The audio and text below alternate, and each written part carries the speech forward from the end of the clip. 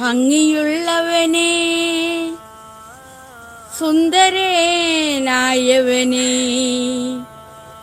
ഭംഗിയുള്ളവനെ.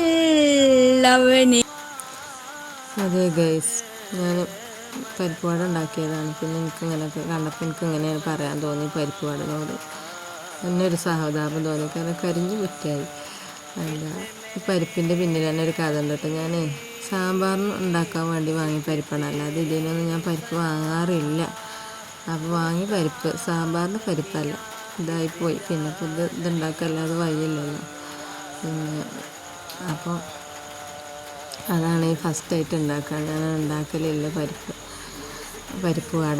ഒരുപാട് എണ്ണക്കടികൾ ഉണ്ടാക്കിയിരിക്കണമെങ്കിൽ ഇത് ഞാൻ ഫസ്റ്റ് ട്രൈ ചെയ്യാണ് കേട്ടോ.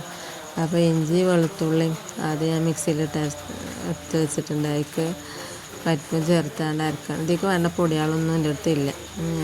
ഇത് ഞാൻ മറക്കും, അപ്പോൾ വെറുതെ കേടന്ന് പോകും വിചാരിച്ചിട്ട് ഉണ്ടാക്കുകയാണ്. അപ്പോൾ കായപ്പൊടി ഇല്ല, അങ്ങനെ ചെറിയ ചെറിയ പൊടികളൊന്നും കയ്യിലില്ല. അപ്പോൾ ഉള്ളത് വെച്ചാണ്ട് തട്ടിക്കൂട്ടി ഉണ്ടാക്കാൻ വിചാരിച്ച് ഇങ്ങനെ ഇറങ്ങിയതാട്ടോ. സ്കൂളിൽ കുട്ടികൾ സ്കൂളിൽ വരുമ്പോൾ എന്തെങ്കിലുമൊക്കെ എണ്ണയിൽ കുത്തിപ്പൊരിച്ചായ കുട്ടികൾക്ക് നല്ല സന്തോഷമാണ്. അപ്പോൾ അങ്ങനെ ഉണ്ടാക്കുകയാണ്. അപ്പോൾ ഇപ്പം ഞാൻ മിക്സിയിൽ അരച്ചപ്പോൾ കുറച്ച് വെള്ളം കൂടും. അപ്പോൾ അതിലേക്ക് കുറച്ച് അരിപ്പൊടി ഇട്ടിട്ട് അത് മിക്സാക്കി എടുക്കുകയാണ് കേട്ടോ. പിന്നെ മല്ലിച്ചപ്പും കറിവേപ്പില അത് ഞാൻ ചേർത്തിട്ടുണ്ട്, ഉപ്പും ചേർത്തിട്ടുണ്ട്. എന്നിട്ട് അത് കുഴച്ചെടുക്കുക. പിന്നെ എൻ്റെ ചാനൽ നിങ്ങൾ കാണുമ്പോൾ ഒന്ന് സബ്സ്ക്രൈബ് ചെയ്ത് സപ്പോർട്ട് ചെയ്യണം കേട്ടോ. അതേപോലെ ലൈക്ക് ചെയ്യുക, ഷെയർ ചെയ്യുക, കമൻറ്റ് ചെയ്യുക കേട്ടോ. എന്ത് അഭിപ്രായമാണെങ്കിലും നിങ്ങൾ നെഗറ്റീവാണെങ്കിലും ഞാനത് പോസിറ്റീവായിട്ട് എടുക്കും. നിങ്ങൾ കമൻറ്റ് ചെയ്യുക, കാരണം എനിക്ക് അപ്പോഴുള്ളൂ എന്ത് തിരുത്താനുണ്ടെങ്കിൽ തിരുത്താൻ പറ്റുള്ളൂ. അപ്പോൾ ഞാനത് റെഡിയാക്കി ഉരുളകളാക്കി വെച്ചിട്ടുണ്ട്.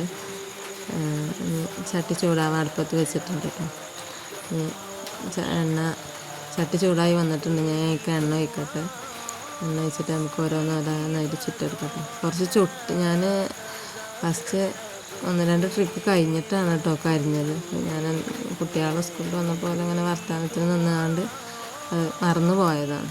മറവിൻ്റെ ഒരു അസുഖം ഉണ്ടായതുകൊണ്ട് സംഭവിച്ചു പോയി.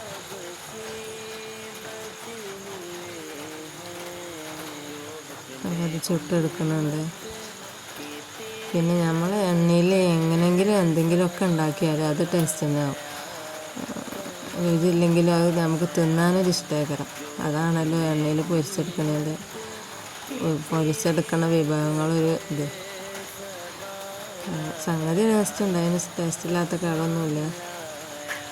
വൈകുന്നേരം ചായൻ്റെ ഒപ്പൊക്കെ കടിക്കാൻ ക്രിസ്പി ആയിട്ട് തന്നെയാണ്.